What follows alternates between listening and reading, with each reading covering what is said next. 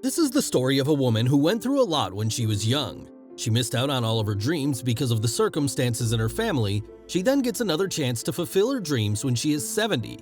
Let's see how she goes about it. Welcome to Movie Recall. In today's video, we will be going through the 2014 fantasy comedy film Miss Granny.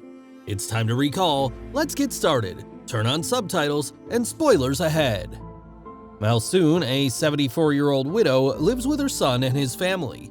Foul-mouthed, stubborn, controlling, and shameless, she has a difficult relationship with her depressed daughter-in-law, Aja, but is very proud of her son, Chul, who became a university professor of gerontology and whom she raised by herself against all odds.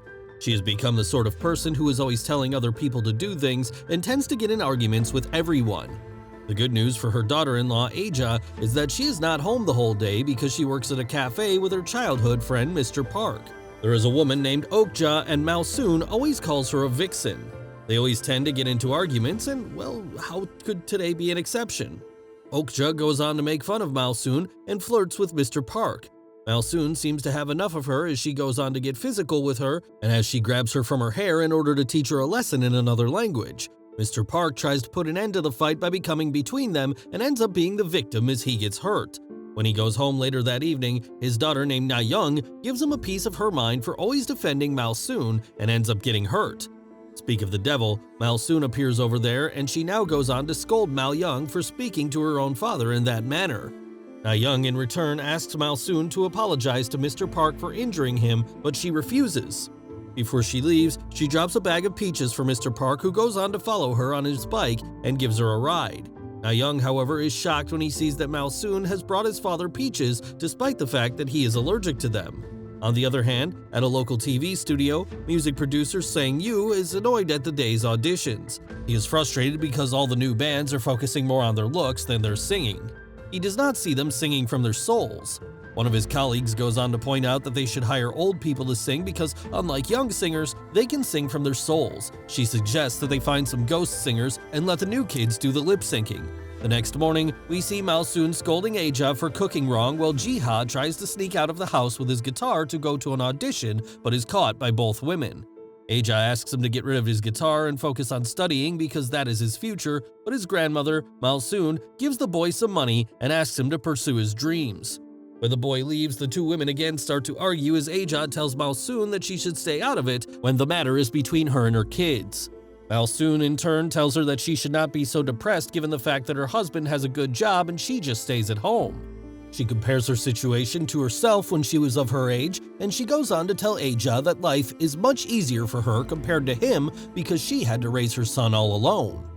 Jiha went on to audition, but it does not go well because the lead singer is unable to perform her best as she spent the whole night clubbing and smoking. Jiha confronts her for not taking it seriously, but she tells him that she quits. When Malsoon goes home after work that day, she finds Aja passed out on the floor. She is rushed to the hospital, and the doctor tells him that she needs to stay in an environment where she does not feel stressed. The doctors, in fact, strongly advise her to live apart from Malsoon. Malsoon's son discusses sending his mother to a retirement home. His daughter right away agrees, but Jiha, who is very close to his grandmother, does not agree. Malsoon eavesdrops on the conversation and gets hurt, but says that she is willing to go. Chul promises his mother that he is going to take her home as soon as his wife gets better. Malsoon pretends that she is fine, but she is in fact deeply hurt. She is not herself at the cafe and starts to stay quiet most of the time. One day, an angry woman comes to the cafe, and it turns out that her family lost their restaurant after they helped Malsoon when she was alone and in need. She, however, repaid them by stealing the recipe and opening her own cafe. Malsoon is in no mood to talk about this, but the woman, on the other hand, has been looking for her for many years, and she does not want to let it go that easy. She grabs Malsoon and attacks her. Malsoon does not even defend her, and Mr. Park is again the savior. As Mr. Park pulls them apart, Malsoon explains that she did what she had to do to give her son a good life. She had no other choice. That night, while Malsoon sits on the road waiting for the bus, she cries when she receives a call from her grandson. Jiha asks her if she can take him and his band out for dinner. Malsoon says yes, and they decide on a location to meet. Before she goes there, Malsoon stops by a photo that has a portrait of Audrey Hepburn on its window. She goes inside thinking of a nice picture for her future altar. The man in the studio tells her that he is going to make her look 50 years younger. After getting done at the studio, she takes a bus, and on that bus, she is hit on by some young men on the bus. Malsoon is confused because she is an old woman and the boys are still hitting on her until she sees her reflection and gets shocked to see that she is back in the body of her 20-year-old self. She goes to a pharmacy to get some medicine. She remembers that she has to meet her grandson for dinner. She quickly gets to the station, but when she gets there, she does not find the courage to approach them with her younger self. Malsoon ignores Jiha's calls and goes back to the studio, but she does not even see the studio there. Instead, she finds a restaurant at that place, and the woman there further adds that she hasn't for 10 years. That night, Malsoon does not go back home, and her whole family is worried about her. She spends the night at the community center, and when she wakes up, she feels young. She then decides that she is going to stay that way. She goes shopping to get new clothes and gets a haircut just like Audrey Hepburn. She then goes to Mr. Park's house and asks him about the room they are offering for rent.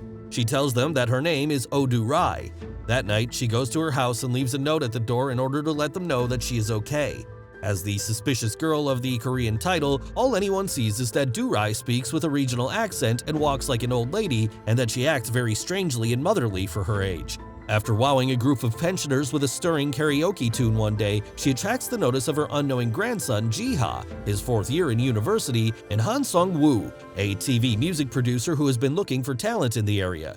He said that he needed someone who could sing from their soul, and this is exactly what Malsoon does. After her song is over, she receives a warm standing ovation from the crowd, but Malsoon gets out of there worried that her grandson might recognize her. Seung runs after her, but she is nowhere to be found. That night, Jiha comes to Mr. Park's house and Malsoon is also there. He likes what he sees and goes on to ask out Malsoon for a drink, and she says yes. Jiha then asks Malsoon to be the new vocalist for his band. Malsoon always wanted her grandson to be happy, so she accepts the offer. The next morning, Malsoon goes to see Jiha and their band, and when she gets there, she is bewildered to see their actions, their metal equipment, and especially their looks. She goes on to lecture them right away, telling them that what they are doing is all noise, not music.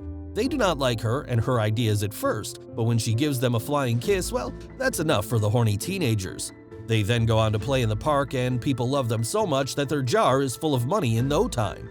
After a few days, they get to perform at a bar where they wear normal, cute clothes and people love them. They turn out to be successful there as well.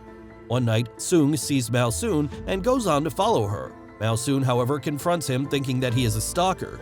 Seung tells her the whole thing, but she is not interested, and as she walks away, Seung grabs her by her shoulder and turns her around as he still wants to talk to her. This accidentally lowers her blouse, and Malsoon hands Seung to the police, accusing him of harassing her. The next day, Malsoon goes to lunch with her family because Jiha has invited her over for lunch. Aja is now much better and welcomes her, but Hana is really rude to her. As they wait for the lunch to get ready, she asks Jiha to give her a tour of the house and ends up visiting her own room as well. She pretends to be a stranger to everything at first, but when Aja calls Jiha for help, she takes advantage of the opportunity and goes on to look for her stamp. She needs it because her family has blocked her debit card. On the other hand, Hein Chul and Mr. Park are at the police station looking at the CCTV footage outside an ATM where a woman is seen using Malsoon's debit card to get money from the ATM. The woman's face, however, cannot be seen because she is holding a purple umbrella. They go on to conclude that Malsoon has been kidnapped. Mr. Park, on the other hand, is awfully quiet because he has recognized the umbrella. When they are having lunch with Malsoon, Hein Chul returns home and Malsoon, according to her previous habits, welcomes him and everyone finds it extremely weird. In order to cover her stupid mistake, she pretends to go to the bathroom, and from there, she sees her son's sad face and understands his emotional state as he refuses to eat. Mr. Park, on the other hand, is extremely curious now as he starts watching Malsoon closely and tries to confirm if that umbrella is the same as he saw on the security camera. After Malsoon leaves that day, he goes to her room and starts searching her stuff. He finds her old shoes and dentures. Seung continues to turn down people who come to audition, and then Malsoon, along with her band, shows up to audition. He, without wasting further time, goes on to offer them a deal, which the band accepts. That night, when Malsoon gets back, she finds the bag with her dentures hanging on the clothesline. Mr. Park, who has been waiting for her, sneaks in on her trying to take her down, but Malsoon is not that easy as she overpowers him and goes on to tie him up. He, however, is not scared of her and goes on to tell her that he thinks she has killed Malsoon and asks her to kill him as well because he cannot live without Malsoon. We then see a flashback when he was 13 and his parents passed away. There was no one to take care of him, and he was then taken in by Malsoon's family. It was Malsoon's beautiful smile that would always make him stay strong. As Malsoon hears Mr. Park confessing that he cannot live without her, she then goes on to ask him why he doesn't recognize her and gives him a smile just like in the old times.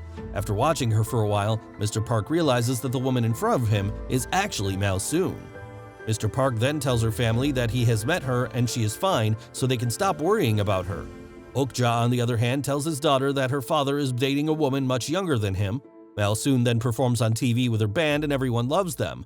That night, Malsoon and Park's daughter get into a fight and Malsoon ends up leaving the house. The next day, Mr. Park goes to see Hein Chul and tells him the truth, who does not believe him. Malsoon, on the other hand, goes to Soong's apartment where he tries to flirt with her. Malsoon meets Mr. Park after a few days, who has been worried about her. On the other hand, Hein Chul goes through some old pictures and realizes how similar the woman in the band to her mother looks in those old photos. They are booked for an extravaganza at the studio and Jiha is late due to a traffic jam. He decides to leave the taxi and bike but is hit by a lorry on the way there. He is in a critical condition at the hospital, but Do-rai decides to go on stage to tell him that his song was a success afterwards. As she arrives at the hospital, it is found that only she has the correct blood type for a transfusion. She does the transfusion knowing it would return her back to her aged condition. Jiha's band takes off with the sister as the lead singer and Do-rai as a fan. Mr. Park finds the same photo studio and becomes young and really handsome. He picks her up at the bus stop and rides off, bickering good-naturedly as they always do. Thanks for watching. Please like, subscribe, and click the bell icon to get new movie recaps.